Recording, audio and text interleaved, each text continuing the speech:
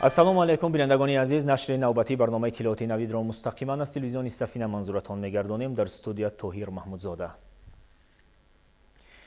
боздиди кори асосгузори сулҳу ваҳдати миллӣ, пешвои миллат, президенти ҷумҳурии Тоҷикистон муҳтарам Эмомалӣ Раҳмон дар гурӯҳи шаҳру ноҳияҳои Колоби вилояти Хатлон идома дорад. صبح امروز پیشوای ملت محترم امامعلی رحمان به ناحیه واسع تشریف آورده نخست در شهرک هولبوک ناحیه باغ مرکزی را که به استقبال جشن 30 سالگی استقلالیت دولتی تجدید و نوسازی شده است مورد بهره برداری قرار دادند.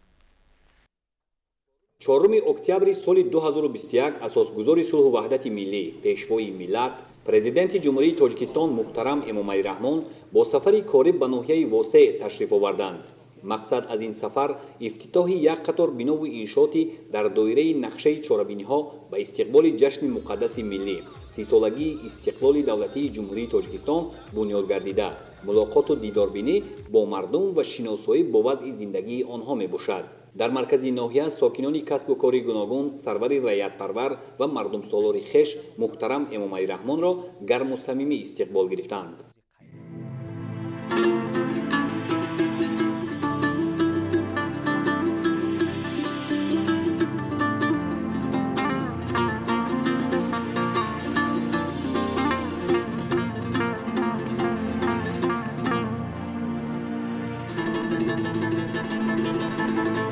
جان و جهانی مایی ای پیشوای ملت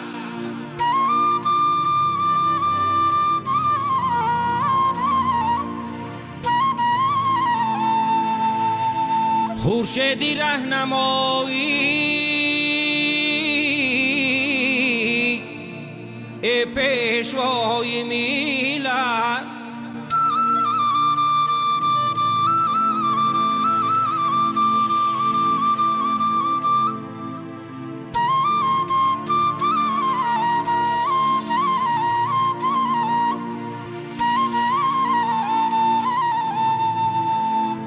از همتی بلندت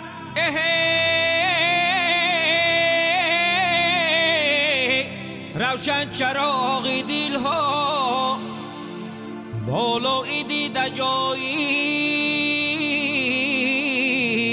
ای پیشوای ملت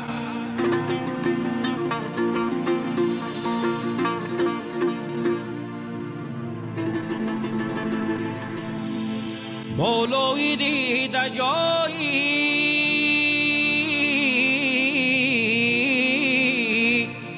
ای پیشوای ملت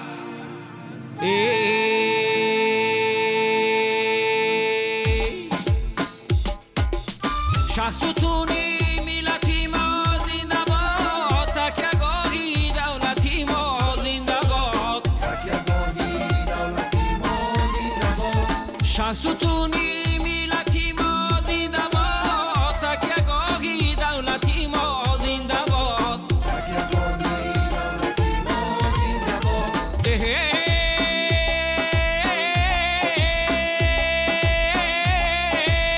همچو خورشید نور بخشی کشورم همچو خورشید نور بخشی کشورم پیشوای تاجیکستان زنده باد پیشوای تاجیکستان زنده باد پیشوای تاجیکستان زنده باد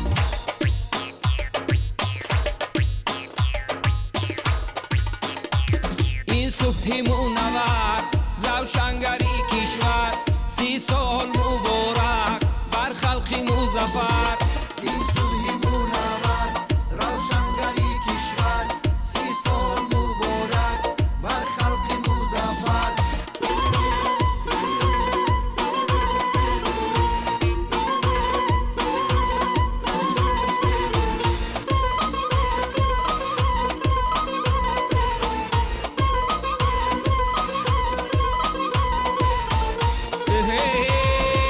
افتخاری عالی سامان زنده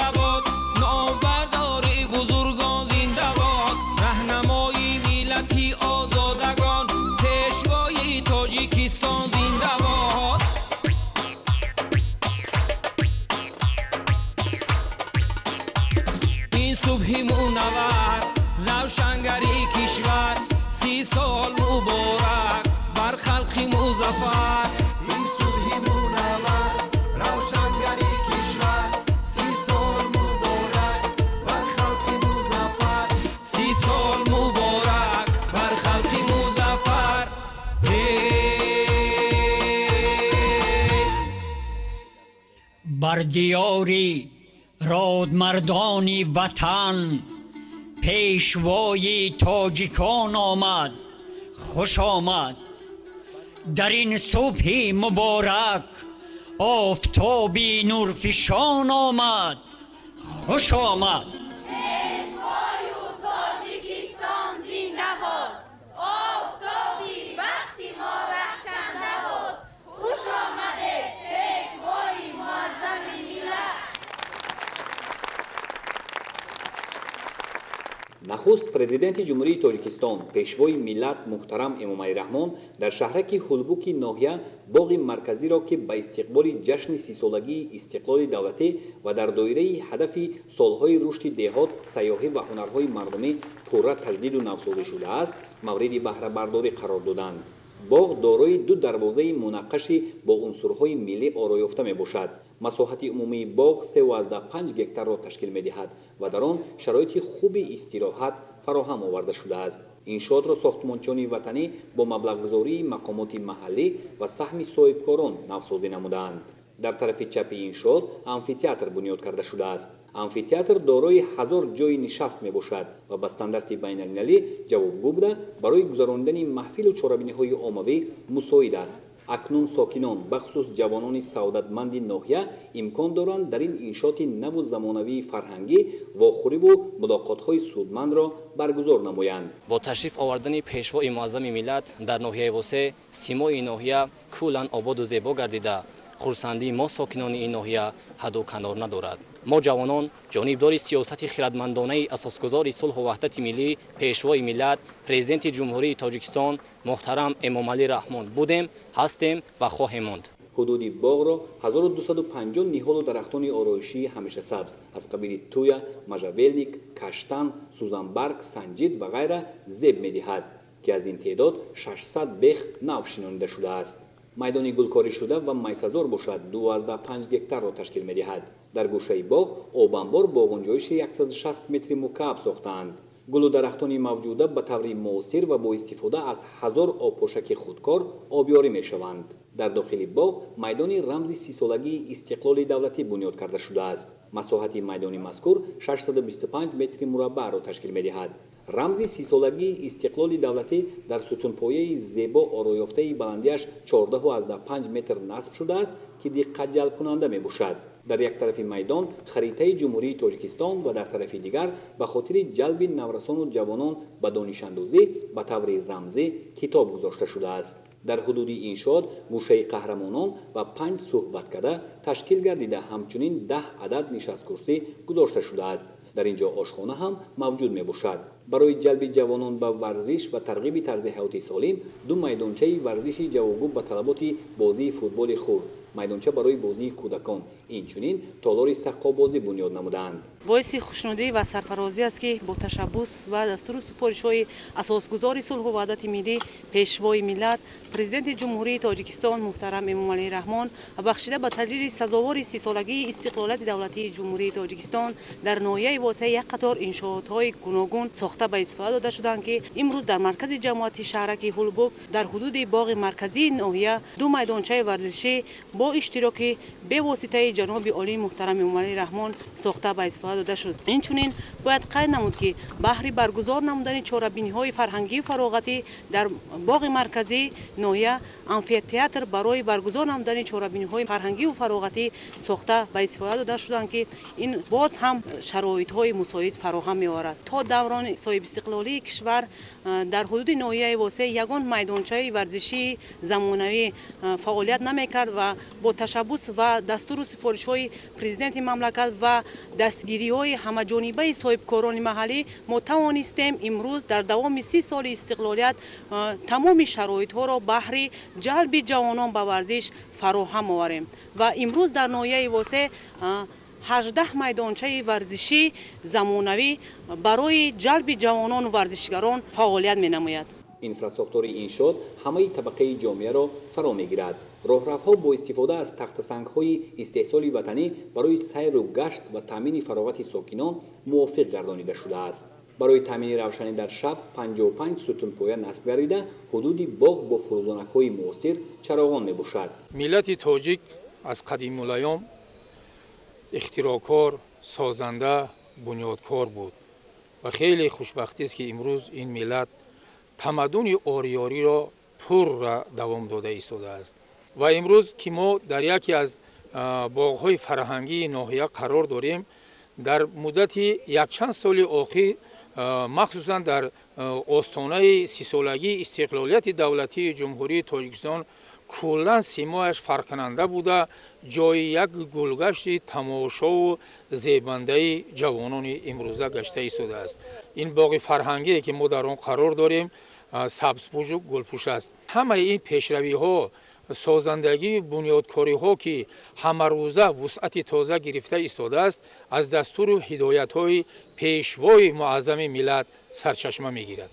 сарвари давлат муҳтарам эмомалӣ раҳмон ҳамкории соҳибкоронро бо мақомоти иҷроияи ҳокимияти давлатӣ шоистаи таҳсин хонда, аз масъулин истифодаи самараноки имконоти мавҷударо талаб намуданд. дар ноҳияи восеъ пешвои миллат муҳтарам эмомалӣ раҳмон аз беморхонаи марказии ноҳияи восеъ дида намуданд. Беморхона бо ташаббуси ҳукумати ҷумҳурии Тоҷикистон дар ҳамкорӣ бо Бонки Олмонии рушд ба истиқболи ҷашни 30-солагии истиқлолияти давлатӣ бо маблағи бештар аз 53 миллион сомонӣ пурра таҷдид ва бо навтарин таҷҳизоти ташхисию табобатӣ таъмин шудааст. 4 октябри соли 2021 асосгузори сулҳу ваҳдати миллӣ пешвои миллат президенти ҷумҳурии Тоҷикистон муҳтарам эмомалӣ раҳмон аз беморхонаи марказии ноҳияи восеъ дида намуданд. беморхона бо ташаббуси ҳукумати ҷумҳурии Тоҷикистон дар ҳамкорӣ бо шарикони рушд ба истиқболи ҷашни 30-солагии истиқлоли давлатӣ пурра таҷдиду навсозӣ ва бо навтарин таҷҳизоти ташхисию табобатӣ таъмин шудааст. масоҳати умумии иншоот беш аз 3 гектарро ташкил дода, бинои асосии он 3 ошёна мебошад. корҳои сохтмониро ширкатҳои ватанӣ бо ҷалби сокинони маҳаллӣ сифатнок ва ҷавобгӯ ба талаботи соҳа анҷом додаанд. долонҳо, ҳуҷраҳои корӣ, бистаригардонӣ ва дигар иншооти ёрирасони беморхона бо истифода аз масолиҳи баландсифати сохтмонӣ пурра аз навсозӣ шуда, солҳои зиёд хизмат намуданашон кафолат дода мешавад. ҷомеаи солим аз насли солим ташаккул меёбад. оилаи солим бошад, асоси ҷомеаи солим аст. ин таъкидҳои ҳамешагии пешвои муаззами миллат муҳтарам эмомалӣ раҳмон ба фаъолияти пурсамари мо тайбон зич пайваста аст. зеро рисолаи мо ворисони сино ҳамеша дар ҳифзи саломатии мардум будан аст.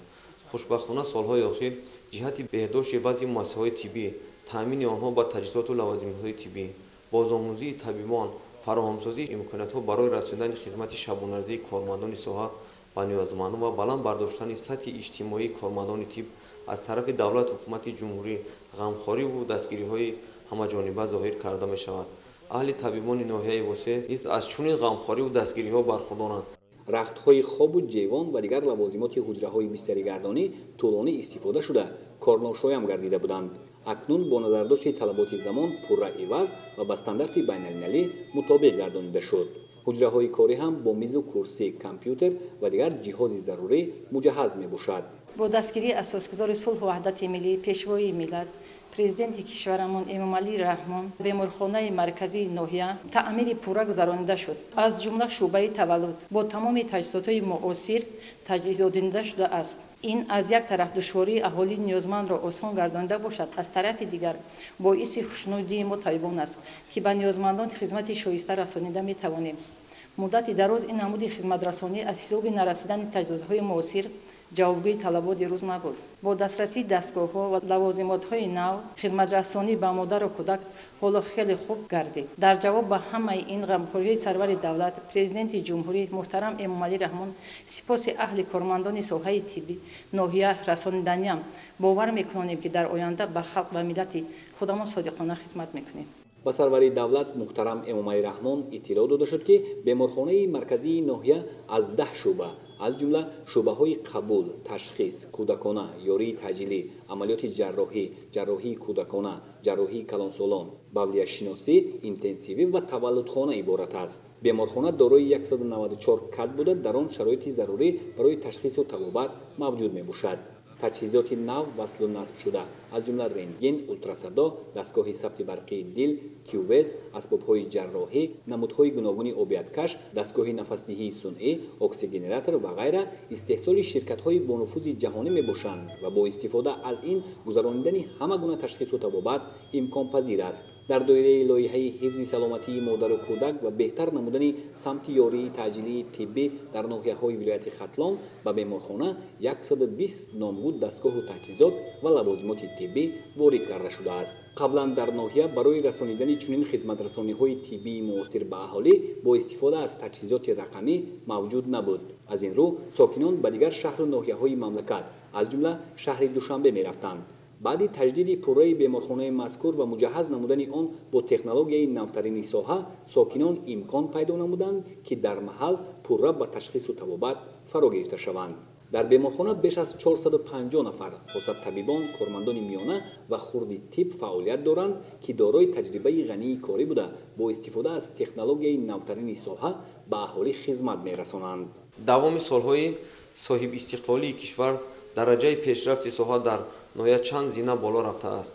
تنها دوام 3 سال اخیر در حدود ناحیه 12 مؤسسه طبابتی دولتی و خصوصی بنیاد و مورد استفاده برای عموم قرار داده شد. ما طبیبان پاداش دستگیری و غمخواری همیشگی پیشوای معظم ملت و آن تلاش داریم که همیشه در پیش سلامتی مردم ناحیه را گذاشته صادقانه به خلق وطن خدمت نماییم. آب با استفاده از تجهیزات برقی آفتابی گرم و به بیمارخانه تامین کرده می شود. جهت تامین دائمی قوه برق در بیمارخانه 2 ترانسفورماتور نو با اقتدار 1000 کیلووات نصب شده، همچنین 2 دستگاه دیزلی استحصال کننده برق با اقتدار 150 کیلووات موجود است. در دایره لایحه انشاءات آب تامین کنی و کاریزی بیمارخانه را نیز از نو ساخته تجهیزات را پورا عوض نمودند. در انشاءات تجهیزات گرمایدهی زمانوی وصل و نصب شده است. پرزیدنت جمهوری تاجیکستان پیشوای ملت محترم امامعلی رحمان تعمیر و تجدید پررا و مجهز نمودن بیمارخانه مرکزی ناحیه واسع را با تجهیزات زمانوی ساحه تحفه ارزشمند در روزهای تجلیل از جشن 30 سالگی استقلال دولتی جمهوری تاجیکستان برای ساکنان حسابیده کارمندان ساحه را به احساس بلند مسئولیت و استفاده ثمرناک امکانات موجوده در سمت حفظ سالمی اهالی هدایت نمودند.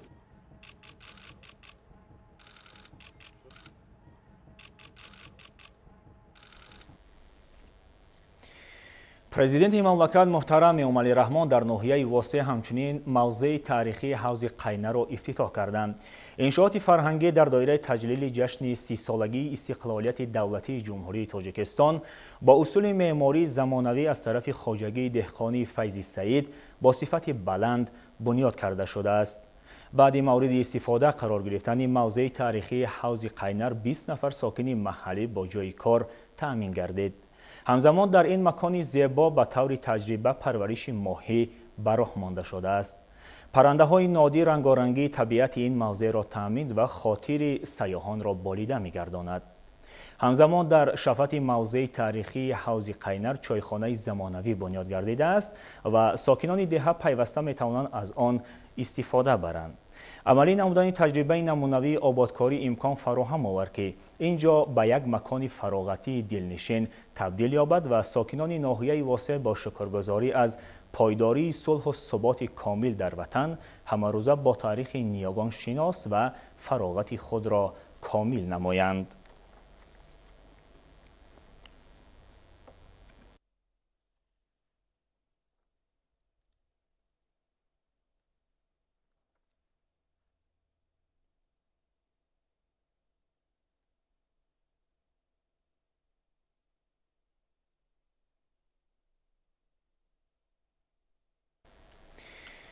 امروز پرزیدنت جمهوری تاجیکستان محترم امامعلی رحمان در دهه مهنت‌آباد دهات ابو عبدالله رودکی ناحیه واسع میدان پرچم دولتی جمهوری تاجیکستان و گلگشت را افتتاح کردند.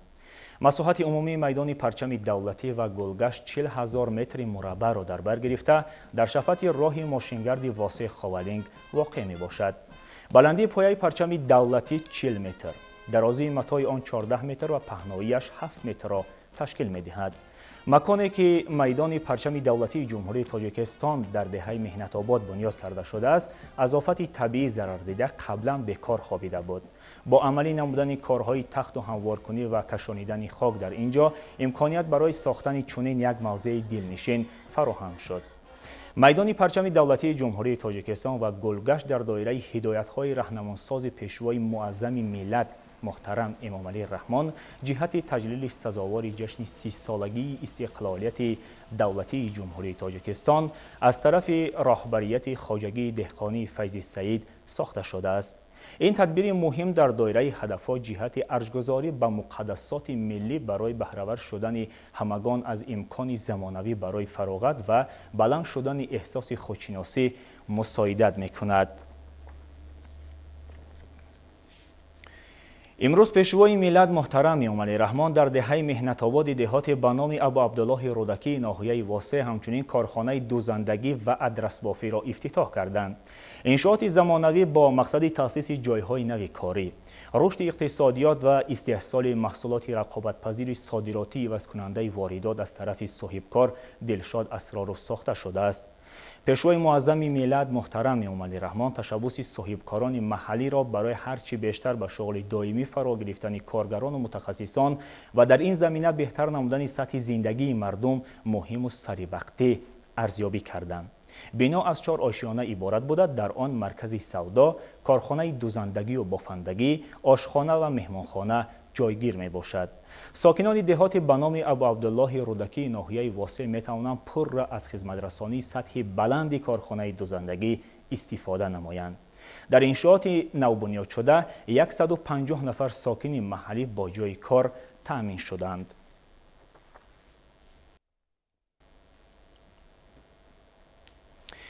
در دهه محنت‌آباد دهات به نام ابو عبدالله رودکی ناحیه واسع همچنین با اشتراک پیشوای ملت محترم امامعلی رحمان مؤسسه تا مکتبی خصوصی عایشه مورد استفاده قرار گرفت.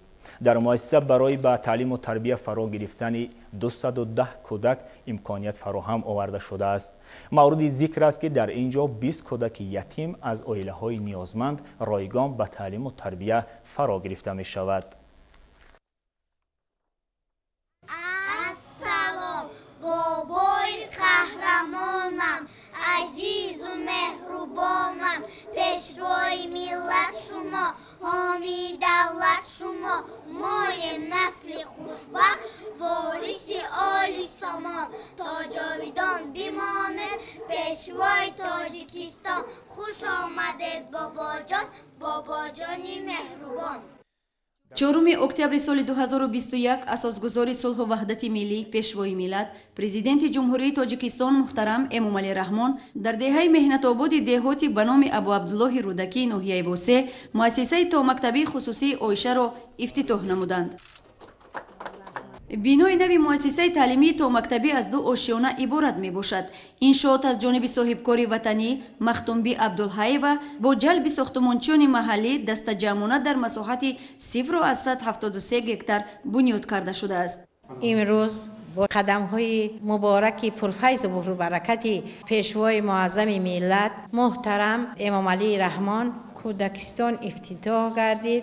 توجه و دستگیری‌های پرزیدنت مملکت بود که ما همچنین انشاءات‌ها را با طریق حشر بنیاد کردیم. پیشوای ملت در هر یک شهر و ناحیه‌ای که قدم می‌گذارد فیض و برکت می‌آورد. مادران هم خوش خرسند میشن. ما مادران دعاگوی آن هستیم که همیشه جناب عالی سایبان سر ما باشند.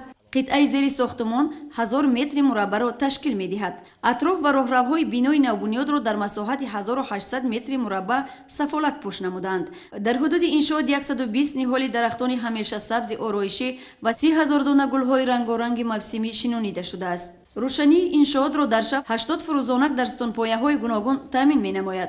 مؤسسه تا مکتبی خصوصی عایشه در دایره دستور و هدایت‌های پیشوای معظم ملت محترم امامعلی رحمان و تدبیرهای آبادانی و بنیادکاری به استقبال جشن 30 سالگی استقلالیت دولتی جمهوری تاجیکستان با طرح معاصر و ملی بنیاد گردیده است. ساختمان چنین مؤسسه نو زمانوی تا مکتبی در بلند برداشتن سطح تعلیم و تربیت و معرفت‌ناکی نسل آینده سازی ملت مساعدت می‌کند. من همچون زن مادر مینداری خیش را به اساسگذاری صلح و وحدت ملی پیشوای معظم ملت رسانیدگی هستم که در عرفه جشن 30 سالگی استقلالیت مؤسسه های تا مکتبی شده به استفاده داده شده است.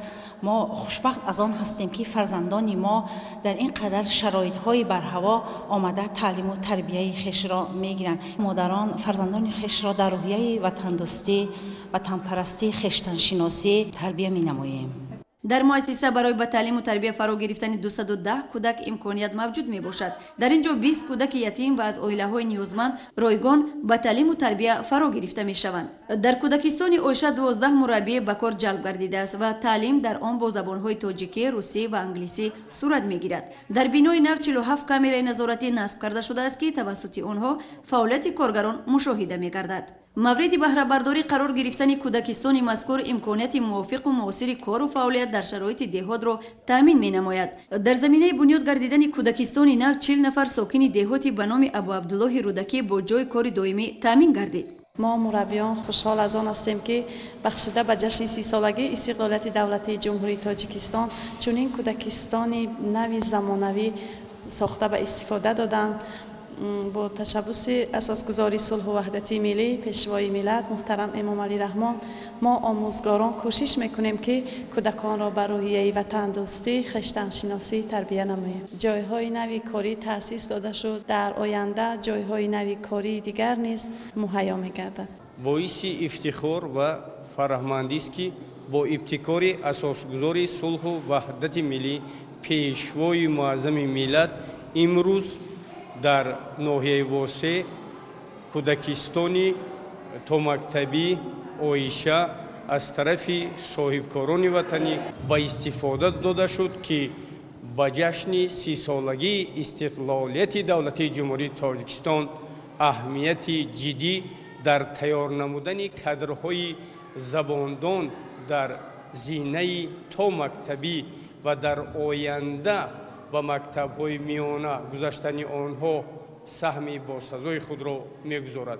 امروز باعث افتخار است که با راهبری اساسگذار صلح و وحدت ملی قهرمان تاجیکستان جناب عالی محترم امام علی رحمان در تمام دوردستترین دهه‌های جمهوری تاجیکستان ناحیه و شهرک‌ها چنین کودکستان‌ها با استفاده داده ایستاده‌اند. муассисаи таълимии томактабии ойша дорои ҳуҷраи қабули кӯдакон, симхонаи компютерӣ, ҳуҷраи васеъи таълимӣ, мусиқӣ, толор барои баргузор намудани чорабиниҳои фарҳангӣ, ҳуҷраҳои барҳавои хоб, ошхона ва дигар иншооти ёрирасон буда, ҳар кадоми он бо мизу ҷевон ва дигар лавозимот муҳайё карда шудааст. дар саҳни кӯдакистони мазкур дар масоҳати 1200 метри мураббаъ ҷой барои бозии кӯдакон ташкил гардида, фаввора ва 6 айвонча бунёд карда шудааст ки макони асосии истироҳату фароғати кӯдакон мебошад.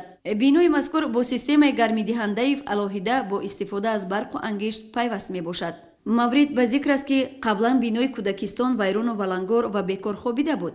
акнун бо ташаббуси соҳибкори ватанӣ иншоот пурра навсозӣ ва ба талаботи замони муосир мутобиқ гардонида шуд.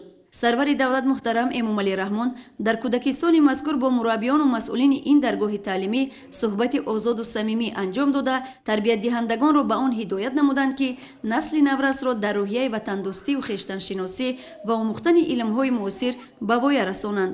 дар ин ҷо аз ҷониби президенти мамлакат муҳтарам эмомалӣ раҳмон ба кӯдакони хуштоле тӯҳфаҳо тақдим карда шуд.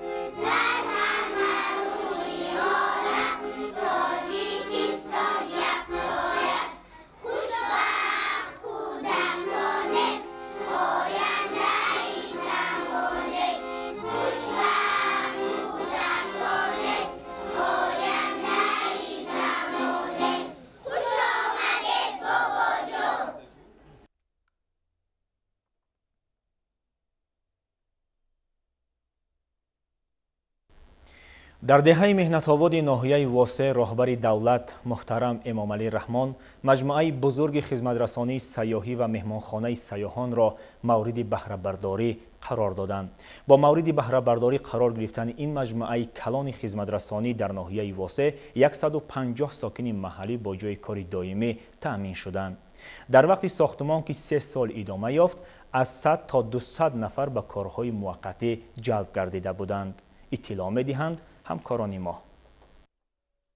4 اکتبر سال 2021 اساسگزار صلح و وحدت ملی پیشوای ملت پرزیدنت جمهوری تاجیکستان محترم امامعلی رحمان در دهه مهنت‌آباد دهاتی به نام ابو عبدالله رودکی ناحیه واسع مجموعه بزرگ خدمترسانی سیاحی و مهمانخانه سیاحان را مورد بهره برداری قرار دادند. مجموعه در مساحت 1.8 گکتار از طرف صاحبکار وطنی عوضخان کبیرов با افتخار جشن 30 سالگی استقلال دولتی جمهوری تاجیکستان بنیاد کرده شده است که دارای امکانات وسیع سیر و سیاحت میباشد. درآمدگاه مجموعه را با اصول معماری ملی با حشمت و زیبای و دقت جلب کننده ساختند. ستون پایه های درآمدگاه که 22 عدد میباشد منقش آرا یافته است. در حدود مجموعه فواره، 2 حوض شناوری و 1 شرشره بنیاد نمودند. فواره که در مساحت 150 متر مربع ساخته شده بلندیش 7 متر را تشکیل می‌دهد با صنعت بلند هیکل تراشی آرا یافته است. در هر قبط فواره با مهارت ناتکرار هنرمندی هیکلچه پرنده‌های نادر و پیکره آدمان در دست سازهای موسیقی اینچنین اشیای روزگار گذاشتند که بازگوی دوره‌های گوناگون تاریخ میباشد. همین گونه پیکره آدمان با سر و لباس ملی هیکلچه حیوان و پرنده های نادری کوهستان مملکت و خانگی در دیگر گوشه های مجموعه نیز گذاشته شده است که شمارهشان به بیش از 20 میرسد. بلندی شرشره در طرف چپ مجموعه 18 متر و پهنایش 7 متر را تشکیل می‌دهد. در قسم بالای شرشره برای قبول مهمانان والامقام صحبت کرده با 15 جای نشست تشکیل گردیده در آن امکانیت خوبی تماشای منظره‌های زیبای موضع فراهم می‌باشد. سلسله تصویرات فواره شرشره در مجموع حدود مجموعه تاریخ پر افتخار ملت تاجیک و طبیعت بوی و رنگین سرزمین بیشتاسای تاجیکستان را تجسم می‌کند. مهمانخانه سیاحان در این مجموعه زمانوی خدمترسانی از 4 آشیانه عبارت می‌باشد. نمای بیرونی انشاءات با صنعت کنده‌کاری و نقاشی زیب داده شده دارای طرح جالب است. سطح خدمترسانی در مهمانخانه با استاندارد بین‌المللی مطابقت می‌کند. در دیوارهای داخلی بنا روزگار و زندگانی تاجیکان در دوره‌های گوناگون تصویر یافته است. مهمانخانه سیاحان عبارت از 42 حجره بوده هر کدام آن دارای شرایط مساعد زیست و زندگانی میباشد و امکان است در یک وقت به 150 نفر خدمت رسانیده شود. همه حجره‌های مهمانخانه با جهاز ضروری از قبیل رخت خواب، جیوان، تلویزورهای زمانوی و غیره تامین میباشد. مهمانخانه دارای 2 طرفخانه، تابستانه با 350 و زمستانه با 200 جای نشست، قهوه‌خانه برای 60 نفر، 2 حمام زمانوی زنانه و مردانه برای 40 نفر، حوض شناوری و دیگر حجره‌های یاری رسان است. در هر یک حجره نیز حمام و آشخانه علاهیده اینچنین جای برای فراغت مهمانان تشکیل گردیده است. در انشاءات تالار مجلس با 80 جای نشست نیز وجود دارد که در آن سیاحان امکان دارند واخوری و چاره‌بینی‌های گوناگون را دایر نمایند. در نزدیکی مهمانخانه حوض ماهی با درازی 170 و پهنایی 20 متر و گرمخانه نمایشی در مساحت 2201 بنیاد نمودند. حالا در حوض 10 تن ماهی پرورش می‌یابد.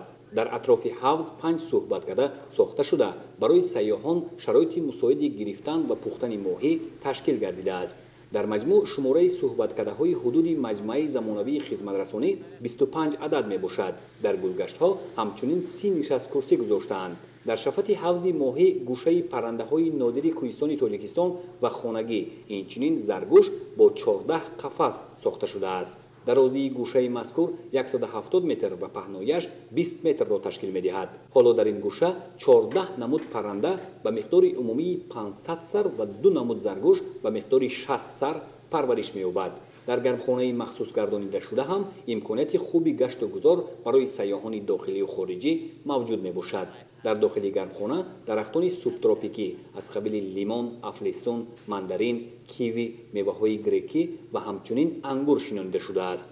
ҳавзи моҳӣ, гармхона, инчунин гӯшаи паррандаҳо ва заргӯшро дар дохили маҷмӯа махсус барои фароғати сайёҳон бунёд намуданд. Президенти ҷумҳурии Тоҷикистон пешвои миллат муҳтарам Эмомалӣ Раҳмон таъкид намуданд ки бунёд гардидани чунин иншооти муосир ва дар он ҷорӣ намудани сатҳи баланди хизматрасонӣ рушди соҳаи сайёҳиро таъмин менамояд ва дар заминаи таъсис ёфтани ҷойҳои нави корӣ сатҳи зиндагии аҳолӣ боло меравад. Бо мавриди баҳрабардорӣ қарор гирифтани чунин як маҷмӯаи азими хизматрасонӣ дар ноҳияи Восе 130 нафар сокини маҳаллӣ бо ҷойи кори доимӣ таъмин шуд. дар вақти сохтмон ки 3 сол идома ёфт, аз 100 то 200 нафар ба корҳои муваққатӣ ҷалб шуданд.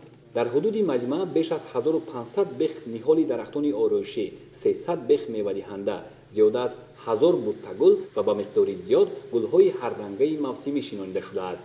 деворҳои иҳотавии маҷмӯаро ки 1000 метри мураббаъро ташкил медиҳад, бо тасвири манзараҳои табиати зебои ватан оро додаанд. дар атрофи маҷмӯа 20 гектар боғи мевадиҳанда мавҷуд мебошад ки 6 километр роҳҳои дохили он асфалтпӯш карда шудааст. барои тамошои сайёҳон аз маҷмӯа ва боғҳои мевадиҳандаи атроф 10 мошини электромобилӣ вуҷуд дорад. берун аз ҳудуди маҷмӯаро низ соҳибкор дигаргун сохта бо шинонидани 500 бех ниҳоли дарахтони гуногуни ороишӣ, 1000 бех буттагул ва 3000 дона гулҳои мавсимии рангоранг зебову диққатҷалбкунанда намудааст. соҳибкор дар пайравӣ ба сиёсати созандаи ҳукумати мамлакат ба масофаи 2 километр роҳи деҳаро то маркази деҳот мунфарш ва пурра чароғон намудааст. ҳудуди маҷмӯа низ дар шаб пурра чароғон мебошад ки таваҷҷӯҳи ҳар бинанда ба он ҷалб мегардад. иқдоми созандаи соҳибкорро ба хотири истиқболи сазовор аз ҷашни муқаддаси миллӣ, 30-солагии истиқлоли давлатӣ ва саҳм гузоштан дар татбиқи ҳадафи солҳои рушди деҳот, сайёҳӣ ва ҳунарҳои мардумӣ, сарвари давлат муҳтарам Эмомалӣ Раҳмон шоистаи таҳсин ва намунаи ибрат ҳисобида масъулини ноҳияро ба истифодаи самараноки имконоти мавҷуда ҳидоят намуданд.